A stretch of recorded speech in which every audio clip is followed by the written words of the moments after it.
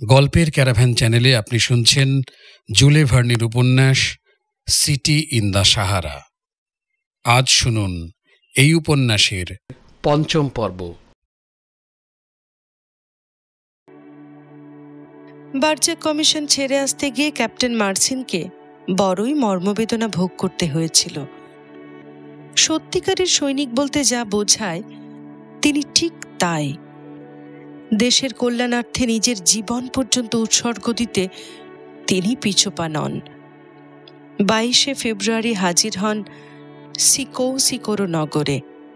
9 দিনে 300 মাইল পাড়ি দিয়েছিলেন। ক্যাপ্টেন মার্সিন পরের দিন সকালে কর্নেল সেন্ট আবানের আদেশনামা নিয়ে কর্নেল সার্জাইন্সের সামনে হাজির হলেন। যথারীতি সম্ভাষণ জানিয়ে আদেশনামাটা তাকে দেখালেন। আদেশনামাটার উপর পরপর 3 বার চোখ বুলিয়ে কর্নেল চোখ দুটো কপালে তুলে সবিস্ময়ে বললেন, এ কি অবাক কাণ্ড! সিকাসো থেকে টিম্বাকোটু থেকে লোক পাঠাবার হুকুম দেওয়া হয়েছে। লেফটেন্যান্ট ল্যাকও তো বললেন টিম্বাকোটুতে বিশৃঙ্খলা দেখা দিয়েছে, তাছাড়া আমাদের আগমন বার্তা পাননি। না, তাছাড়া পিরো লিজো তো গতকালই এখান দিয়ে গেছেন। টিম্বাকোটু থেকে যে ডাক্তার যাচ্ছেন এমন কোনো ইঙ্গিত তো তিনি দেননি।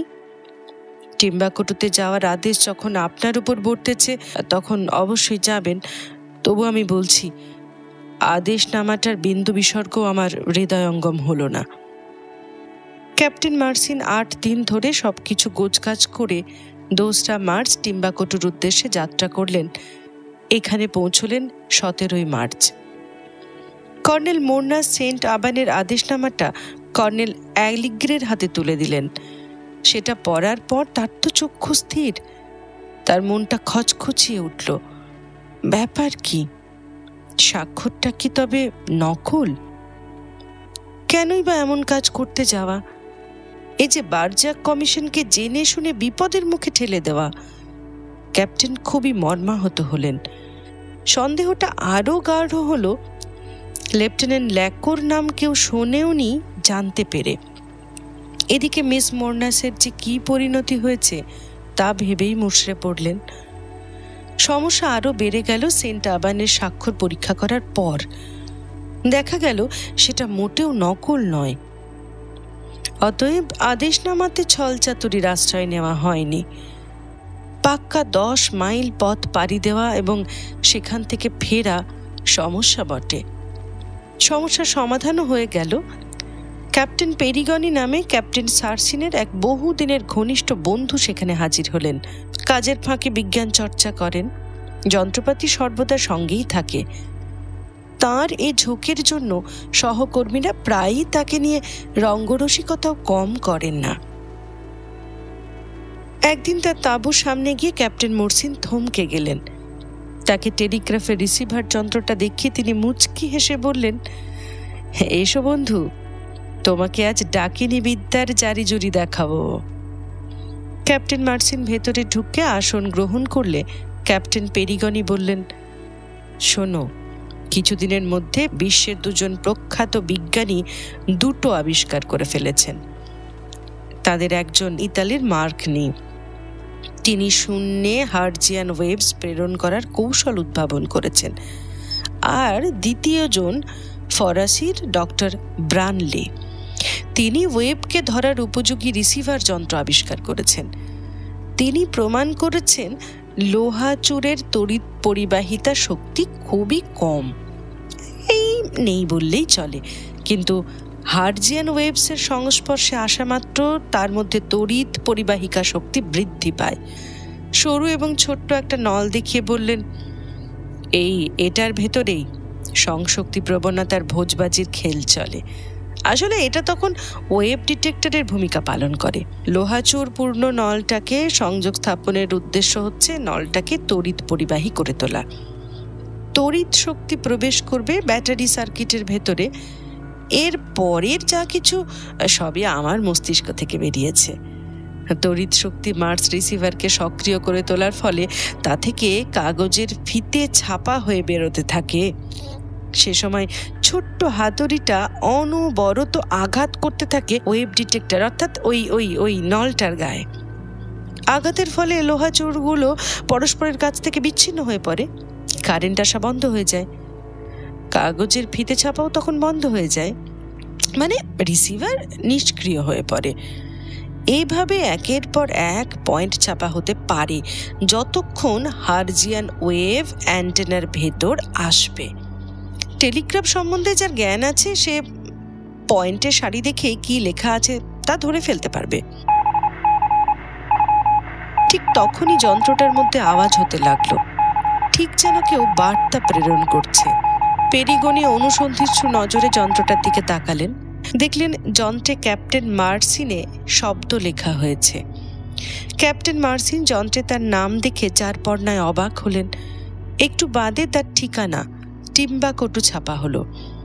আমরা সব নিস্তব্ধ। পর মুহূর্তেই কাগজের ফিতার গায়ে আবার লেখা হলো, আমি সেন্ট ব্লেজন। মার্সিনে বললেন, কই, আমি তো একে চিনি না।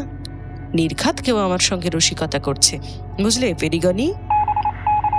আবার যন্ত্রটা সক্রিয় হয়ে উঠল, ভেতর থেকে আওয়াজ উত্থিত হতে লাগলো।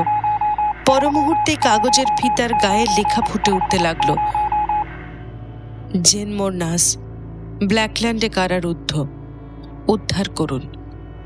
পেরিগনি চোখ দুটো কপালে তুলে বললেন, কি আশ্চর্য ব্যাপার বলতো, ব্ল্যাকল্যান্ডের অবস্থান যে কোথায় তাই তো বুঝতে পারছি না।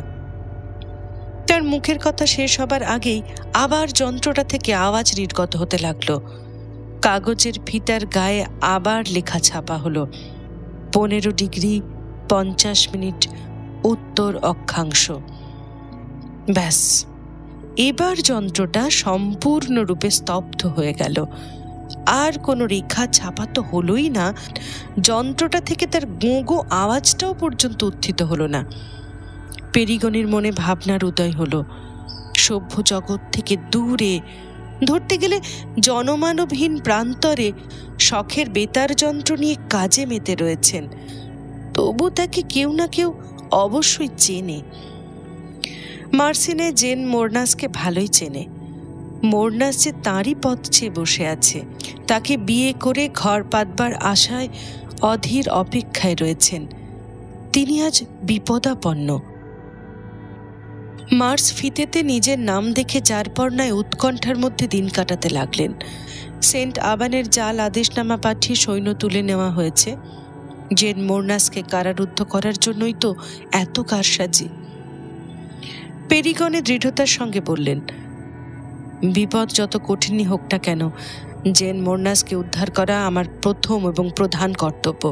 আর তিনি একা অবশ্যই কারারুদ্ধ হননি, নইলে বেতার প্রেরক যন্ত্র পাওয়ার কথা নয়।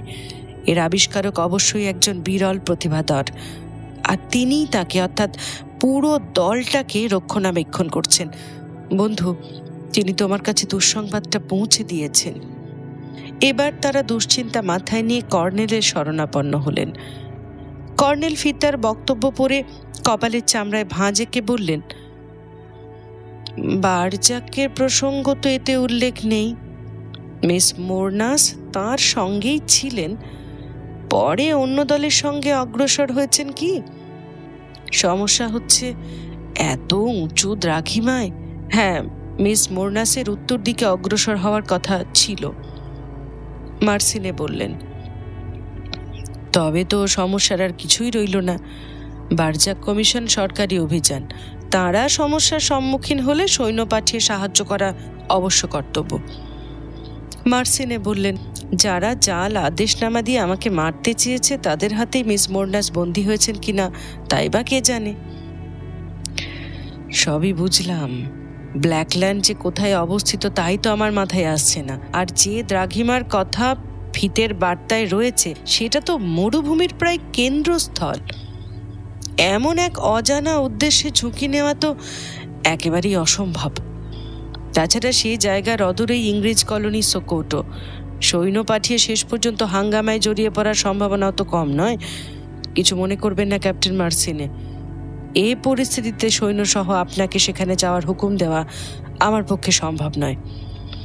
মিস মোরনাস একবার যখন টেলিগ্রাফ মারফত খবর পাঠিয়েছেন তখন অবশ্যই আবার যোগাযোগ করবেন। হ্যাঁ, এরকম সম্ভাবনা যথেষ্টই আছে, কিন্তু যদি টেলিগ্রাম না আসে, অর্থাৎ মাঝপথে বন্ধ হলেও অধিকতর বিপদ মনে করা যেতে পারে। সে যাই হোক, আমি নিরুপায় ক্যাপ্টেন। ঠান্ডা মাথায় একটু চিন্তা করলেই বুঝতে পারবেন আইন আমার হাত পা বেঁধে রেখেছে। আবার যদি আপনি একাই যেতে চান তবু ছুটি দেওয়া আমার পক্ষে অসম্ভব। ঠিক আছে, আমি তবে চাকরিতে ইস্তফা দিয়ে দিচ্ছি।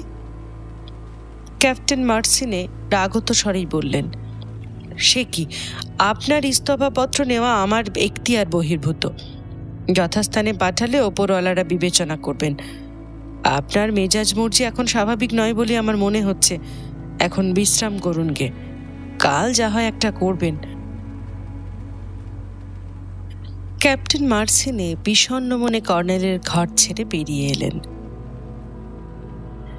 9 এপ্রিল হ্যারিকিলার জলবিদ্যুৎ কেন্দ্র থেকে বিদ্যুৎ সরবরাহ বন্ধ করে নিজের ফাঁদে নিজেই মাথা গলিয়ে দিলেন। পরের দিন আবার বিদ্যুৎ সরবরাহ বন্ধ করে দিলেন। ফলে নগরের বাড়ি ঘর, রাস্তাঘাট ও কারখানা সর্বত্র অন্ধকারে তলিয়ে গেল। 10 এপ্রিল আবার বিদ্যুৎ সরবরাহ চালু করে হ্যারিকিলার ক্যামেরেটকে ফোন করলেন। কয়েদিদের ফিরিয়ে দিতে বললেন। ক্যামেরেট সরাসরি না করে দিলেন। হ্যারিকিলার রেগে একেবারে অগ্নিশর্মা হয়ে উঠলেন। কারখানা সবাইকে না খাইয়ে মারবেন বলে হুমকি দিতেও দ্বিধা করলেন না। শুনে ক্যামেরেট তাচ্ছিল্যের সঙ্গে হাসলেন। ক্যামেরেট হিসাব করে দেখলেন গুদামে যা খাবার আছে তা দিয়ে এতগুলো লোকের হপ্তা তিনিক ভালোভাবে চলে যাবে। বারজাক ও তার সহযাত্রীদের আশ্বস্ত করতে গিয়ে বললেন, মুষড়ে পড়ার কিছু নেই মিস্টার বারজাক। 2 দিনের মধ্যে আমি হেলিপ্লেন বানিয়ে ফেলছি। 12 এপ্রিল আপনারা তাতে চড়ে পরীক্ষা করতে পারবেন। তা না হয় হলো, কারখানার এতগুলো লোক, ছেলেপুলে, মেয়ে, মোট 150 লোককে একটা মাত্র হেলিপ্লেনে করে নিরাপদ আশ্রয়ে নিয়ে যাবেন কি করে মিস্টার ক্যামেরেট? এখান থেকে শায়ের দূরত্ব 200 মাইল আর 450 মাইল টিম্বাকটু। আক্রমণ বাঁচিয়ে হেলিপ্লেনে প্রতি ক্ষেপে 10 জন করে পার করলে 150 লোককে 5 দিনে শায়ে পৌঁছে দেওয়া যাবে। 8 দিন লাগবে টিম্বাকটু পৌঁছতে। বুঝতে পারছেন? অস্থির চিত্ত অভিযাত্রীদের কাছে 10টা দিন যেন 10টা বছরের সমান মনে হতে লাগলো। এবার আর একটা উল্লেখযোগ্য ঘটনা ঘটে গেল। পাম্প বিকল হয়ে গেছে। জলের বাধা না মেনে পাম্পটা শূন্যে ঘুরে বেড়াচ্ছে।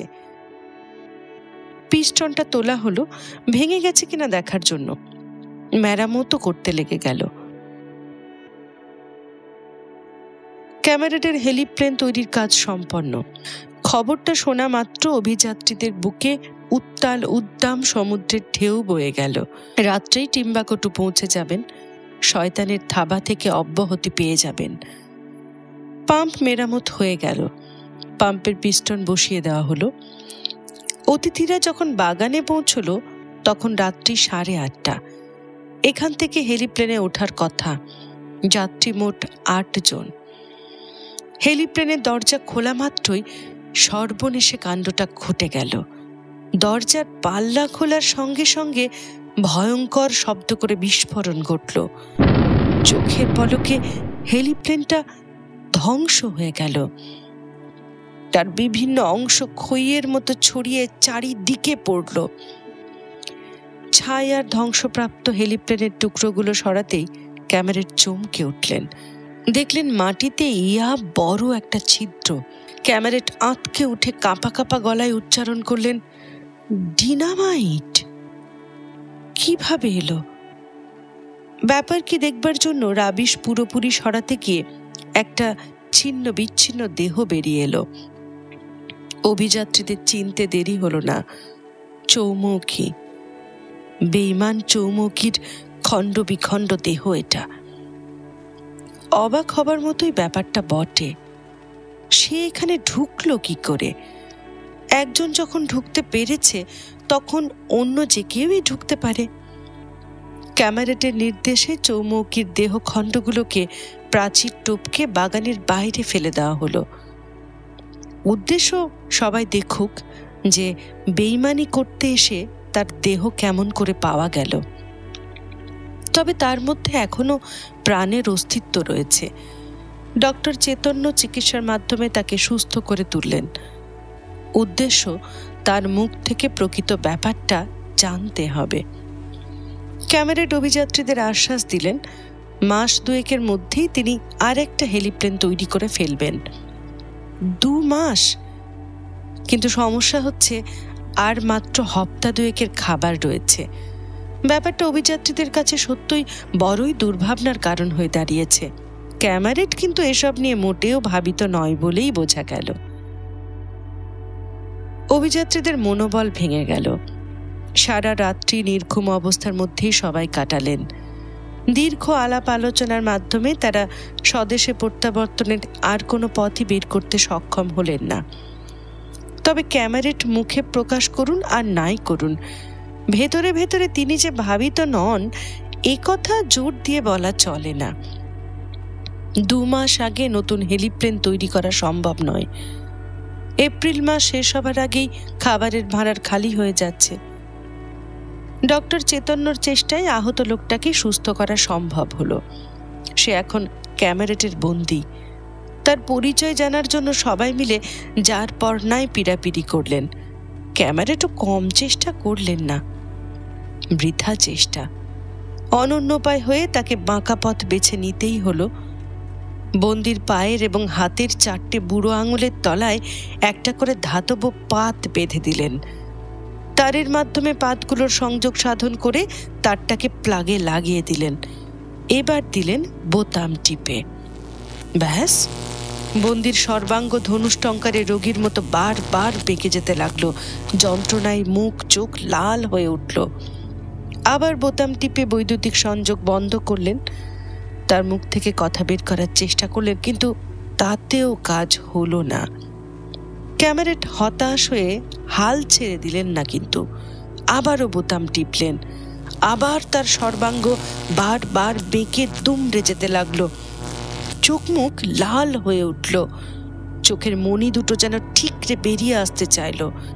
ক্যামেরেট আবার বোতাম টিপে বৈদ্যুতিক সংযোগ বন্ধ করে দিলেন। হ্যাঁ, এবার কাজ হয়েছে। বন্দি নিজের নাম বলল, ফার্গুম ডেভিড। এটা ছদ্মনাম। ধমক খেয়ে এবার আসল নাম বলল, ড্যানিয়েল ফ্রাসনে, ইংরেজ, ব্ল্যাকল্যান্ডের কাউন্সিলর। হ্যারি কিলারের সরকার যারা চালান তাদেরই একজন। সে আরও বলল, হ্যারি কিলার একসময় ব্লেজেন বাহিনীতে ছিল। তার চেহারার পরিবর্তনের জন্যই ক্যামেরেট তাকে আজ আর চিনতে পারছে না। এবার জেন ব্লেজেনের প্রশ্নের জবাব দিতে গিয়ে ড্যানিয়েল ফ্রান্সে বলল, হ্যারি কিলার দলে আসার পর থেকেই ডাকাতি, লুটতরাজ আর খুন জখম শুরু করে। গ্রামের পর গ্রাম জ্বালিয়ে পুড়িয়ে দেওয়া হয়। এতে ক্যাপ্টেন ব্লেজেনের কোনোই হাত ছিল না। জেন ব্লেজেন এবার প্রশ্ন করলেন, ক্যাপ্টেন ব্লেজেনের মৃত্যু কিভাবে হয়েছিল? লড়াই করতে গিয়ে পরিস্থিতি তাকে লড়াই করতে বাধ্য করেছিল। ক্যামেরেট বললেন, আর একটা কথা, এ নগরে এত নিগ্রোর আমদানি কি করে হলো? এ তো সাধারণ কথা, গ্রাম থেকে জোর করে আনা হয়েছে। এখানে এত সব যন্ত্রপাতি কোত্থেকে আমদানি করা হয়েছে? কিভাবেই বা আনা হয়েছে? ইউরোপ থেকে জাহাজে করে বহু নিগ্রোর মৃত্যু হয়েছে নিশ্চয়ই। তা তো হয়েইছে। যত নিগ্রো জন্মাচ্ছে তার চেয়ে অনেক অনেক বেশি মারা গেছে। ক্যামেরেট এবার বললেন, ব্ল্যাকল্যান্ডে এত টাকা কোত্থেকে আসে? আশ্চর্য প্রশ্ন তো। আপনার হেলিপ্লেনগুলো তৈরি করার উদ্দেশ্য কি জানেন না? এমন ভাব দেখাচ্ছেন যেন কিছুই জানেন না আপনি। হেলিপ্লেনে করে হ্যারি কিলার আমাদের নিয়ে প্রায়ই বিসাগো দ্বীপে যেতেন, আর সেখান থেকে জাহাজে গিয়ে ইউরোপের ব্যাংক আর কঞ্জুস ধনকুবেরদের বাড়ি হানা দিয়ে টাকার পাহাড় নিয়ে ফিরে আসতেন। বছরে 3-4 বার তো আমরা যেতামই। 4 মাস আগে শেষ যাওয়া হয়। এবার কার বাড়ি হানা দিয়েছেন? ও, সেইবার আমি যাইনি, তবে শুনেছি একটা ব্যাংক ডাকাতি করে প্রচুর অর্থ আনা হয়। এবার জবাব দিন, কারখানায় কি করে ঢুকেছিলেন?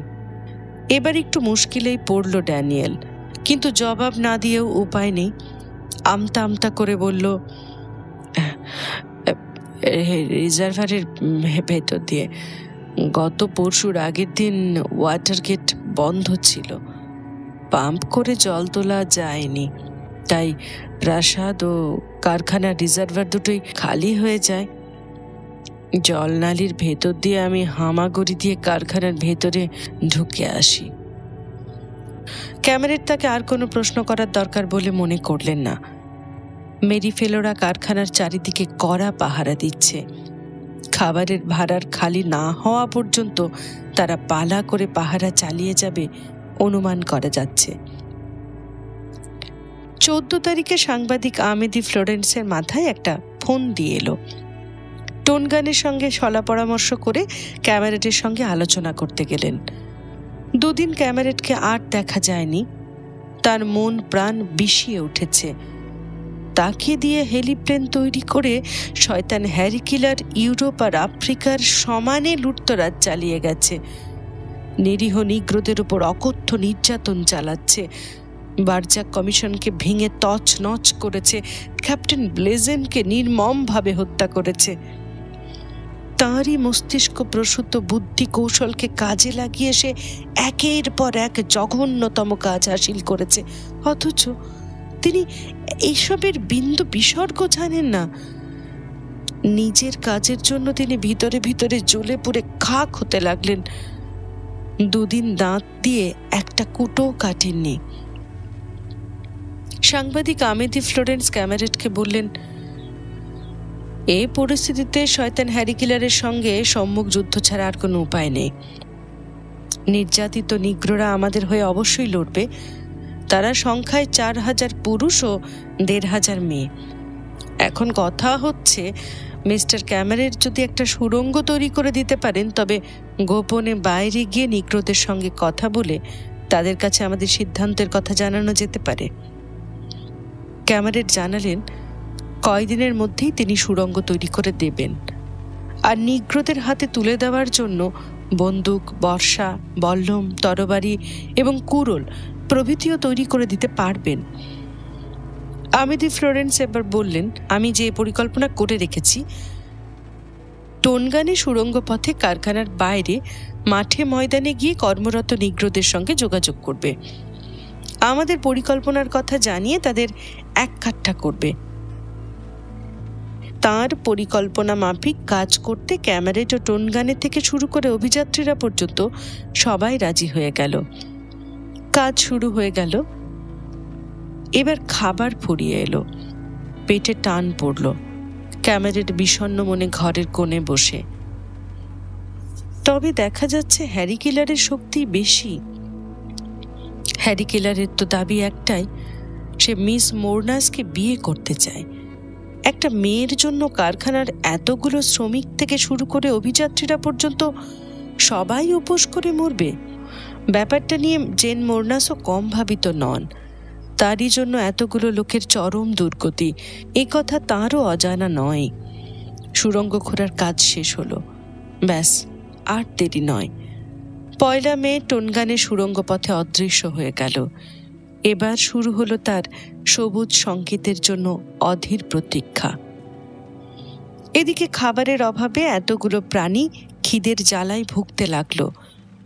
মে মাসের 5 তারিখ হয়ে গেল, তবু টোনগানের কোনো খবর নেই। তার কাছ থেকে কোনো রকম সংকেতই পাওয়া গেল না।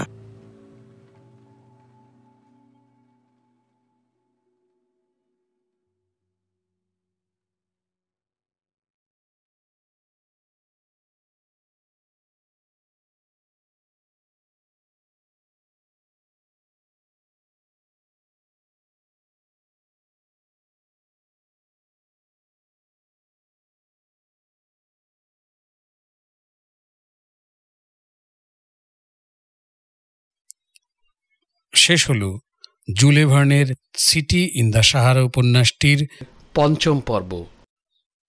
পরবর্তী পর্ব নিয়ে ফিরব খুব শিগগিরই।